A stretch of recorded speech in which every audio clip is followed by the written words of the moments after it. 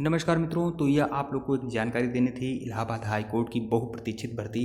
Allahabad high court की बहुप्रतीक्षित भर्ती 2023 की आ चुकी है और इसमें जो भी लोग अप्लाई किए हुए हैं, बहुत ही बढ़िया बेहतरीन प्रतिष्ठित पब्लिकेशन है चक्षु पब्लिकेशन।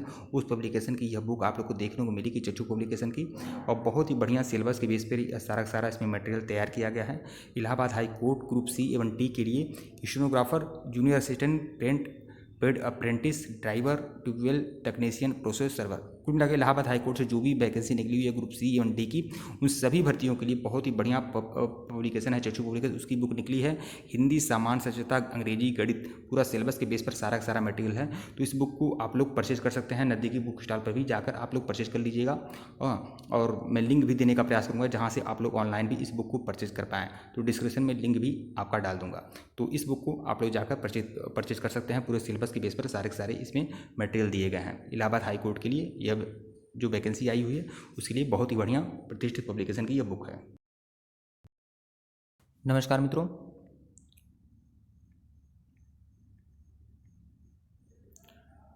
उच्चतर शिक्षा सेवा आयोग असिस्टेंट प्रोफेसर की यह सीरीज चल रही है 2023 की, और यह सभी सॉल्व पेपर है। ये आप लोग देख सकते हैं, सभी सॉल्व पेपर है।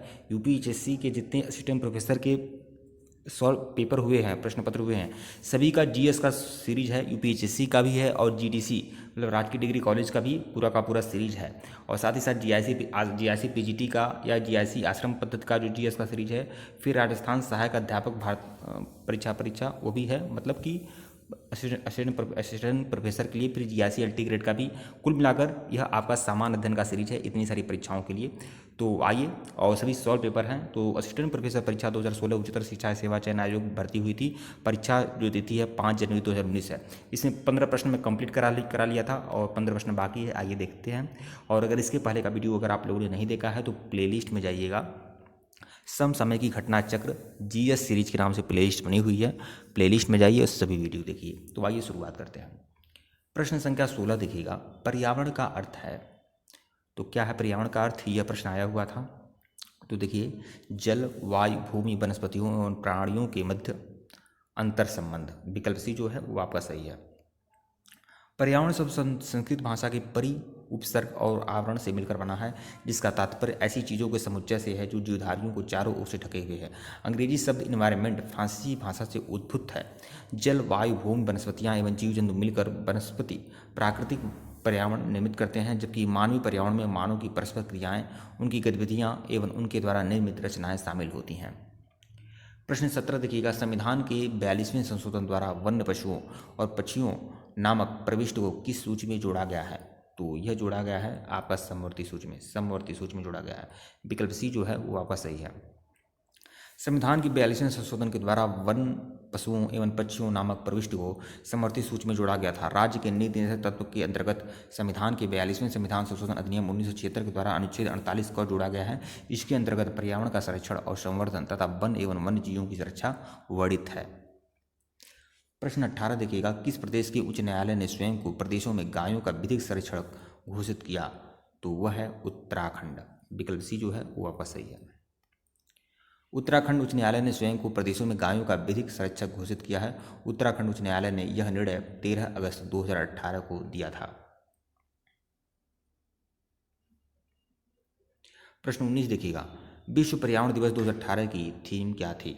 तो क्या थीम है 2018 की विश्व पर्यावरण दिवस की, वो है बीट प्लास्टिक पॉपुलेशन। तो विकल्प बी जो है वो आपका सही है। विश्व पर्यावरण दिवस 2018 की थीम बीट प्लास्टिक पॉल्यूशन है। विश्व पर्यावरण दिवस 2022 की थीम जो है ओनली वन अर्थ है। प्रत्येक वर्ष 5 जून को विश्व पर्यावरण दिवस मनाया जाता है। तो देखिए यहाँ पर आप लोग को देखना होगा। देखिए पहली बात, देखिए करंट अफेयर का प्रश्न है। तो विश्व पर्यावरण दिवस 2018 की थीम क्या थी, यह 2016 में पूछा गया था। तो इसका कोई मतलब अब नहीं है, लेकिन आप लोग दे सकते हैं बस वैसे ही। आप 2022 की थीम पर ध्यान रखिएगा। 2022 की जो विश्व पर्यावरण दिवस की थीम है वह है only one earth, only one earth. प्रत्येक वर्ष 5 जून को विश्व पर्यावरण दिवस मनाया जाता है। यह वर्ष 1974 से प्रत्येक वर्ष मनाया जाता है। विश्व पर्यावरण दिवस कब मनाया जाता है, 5 जून को मनाया जाता है। 2022 की थीम क्या है, ओनली वन अर्थ है। और ये जो विश्व पर्यावरण दिवस मनाया जा रहा है 5 जून को, यह कब से मनाया जा रहा है, 1974 से मनाया जा रहा है। और 2022 में इसका आयोजन कौन करेगा, स्वीडन देश करेगा। प्रश्न 20 देखिएगा, 2018 में किसे नेशनल ग्रीन ट्रिब्यूनल का नया चेयरमैन नियुक्त किया गया है? नेशनल ग्रीन ट्रिब्यूनल का नया चेयरमैन कौन बना है? न्यायमूर्ति आदर्श कुमार गोयल। तो विकल्प ए जो है वो आपका सही है। 6 जुलाई 2018 को न्यायमूर्ति आदर्श कुमार गोयल को राष्ट्रीय हरित अधिकरण का अध्यक्ष नियुक्त किया गया है। 18 अक्टूबर 2010 को राष्ट्रीय हरित अधिकरण की स्थापना राष्ट्रीय हरित अधिकरण अधिनियम 2010 के अंतर्गत किया गया था। न्यायमूर्ति लोकेश्वर सिंह पंटा एनजीटी के प्रथम एवं न्यायमूर्ति स्वतंत्र द्वितीय अध्यक्ष थे। मतलब एनजीटी के पहले अध्यक्ष कौन थे? 2010 में बना था, तो पहले अध्यक्ष कौन थे? न्यायमूर्ति लोकेश्वर सिंह पंटा, और यह एनजीटी के प्रथम अध्यक्ष थे, और न्यायमूर्ति स्वतंत्र कुमार जो थे द्वितीय अध्यक्ष थे। प्रश्न 21 देखिएगा, शिव समुद्रम प्रपात में झरना किस नदी पर स्थित है? तो शिव समुद्रम प्रपात जो है आपका कावेरी नदी पर स्थित है। विकल्प सी जो है आपका सही है। शिव समुद्रम प्रपात कावेरी नदी पर है, यह कर्नाटक राज्य में स्थित है। मांडवी नदी पर दूध सागर प्रपात स्थित है। प्रश्न 22 देखिएगा, निम्नलिखित में से सौरमंडल का दूसरा सबसे बड़ा ग्रह है? तो वह है आपका शनि। शनि ग्रह जो है सौरमंडल का दूसरा बड़ा ग्रह है। विकल्प ए जो है वो आपका सही है। सबसे बड़ा ग्रह कौन सा है? बृहस्पति है, फिर शनि है, फिर आपका अरुण है, फिर वरुण है।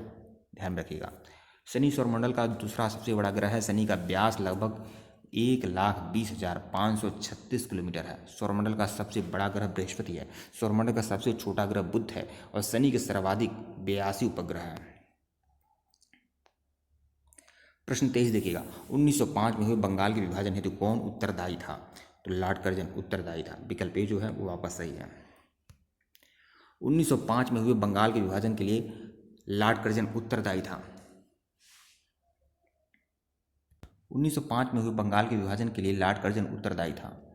बंगाल विभाजन के विरोध स्वरूप बंगाल में स्वदेशी आंदोलन प्रारंभ हुआ, और बंगाल विभाजन के स्थगित करने की घोषणा लॉर्ड हार्डिंग के कार्यकाल के दौरान हुई थी 1911 में। प्रश्न 24 देखिएगा, बौद्ध शिक्षा प्रणाली निम्नलिखित में से कौन शिक्षण का माध्यम था? तो बौद्ध शिक्षा प्रणाली में क्या शिक्षा का माध्यम था? पाली भाषा। पाली भाषा में शिक्षा दी जाती थी। तो विकल्प सी जो है वो आपका सही है।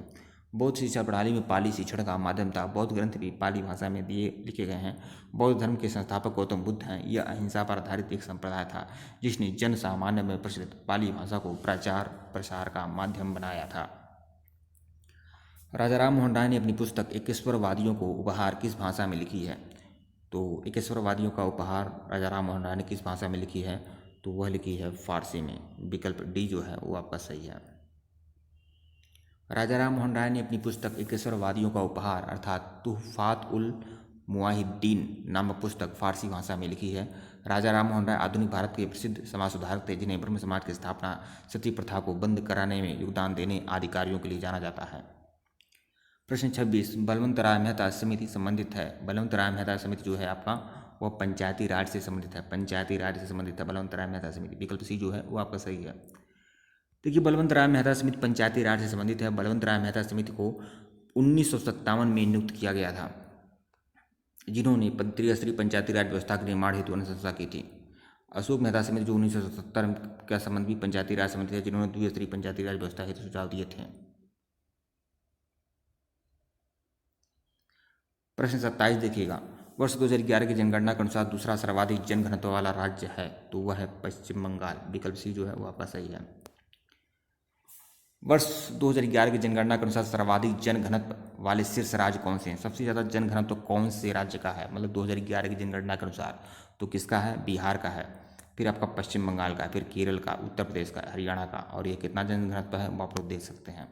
इस दौरान न्यूनतम जनघनत्व वाले 5 राज्य कौन से हैं? तो अरुणाचल प्रदेश में 17 व्यक्ति, मिजोरम में 52 व्यक्ति, सिक्किम 86, यह सब न्यूनतम जनघनत्व वाले राज्य हैं।